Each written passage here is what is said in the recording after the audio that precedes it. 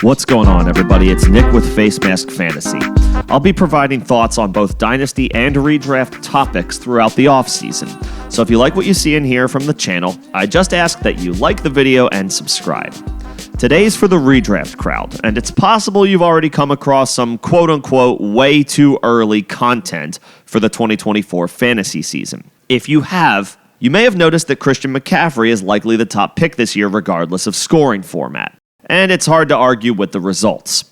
McCaffrey has been absolutely stellar since he was traded to San Francisco in 2022. This past year, he logged 272 carries for 1,459 yards and 14 touchdowns.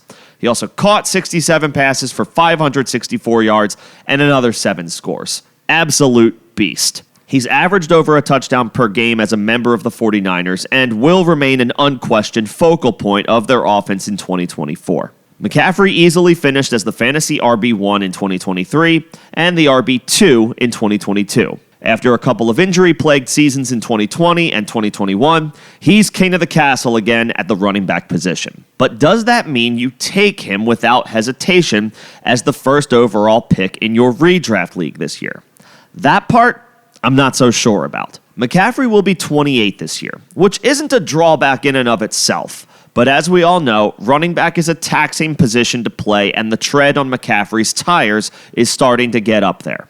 And to that point, the stat that does concern me going into 2024 is the workload the 49ers put on his plate this past year. All told, including the playoffs, McCaffrey handled a whopping 417 touches in 2023. That's the stat that has proven to be consistently unkind to running backs.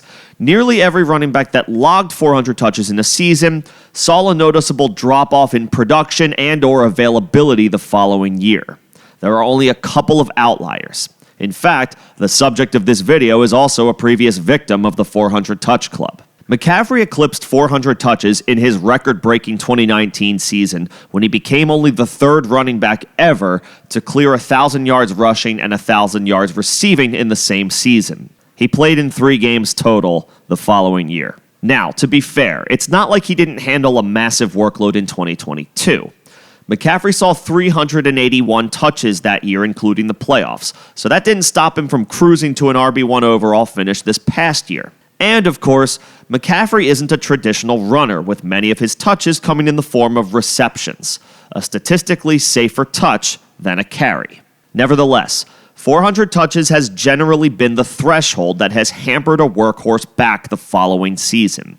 And now McCaffrey has been a part of back-to-back deep playoff runs with the 49ers, which means slightly less recovery time than his cohorts. Make no mistake, McCaffrey is putting together a memorable NFL career and will be an RB1 for fantasy if he stays healthy. He's probably a couple more healthy seasons away from being enshrined in Canton when it's all said and done. But there's a lot of risk investing in a running back coming off a 400-touch season, especially when that same running back has already had a 400-touch season before and followed it up with an injury-riddled campaign. The following 4 players going off the board, according to ADP, are all receivers: Tyreek Hill, CeeDee Lamb, Justin Jefferson, and Jamar Chase. Hill will be 30 this year, and Jefferson and Chase are coming off down seasons by their own expectations.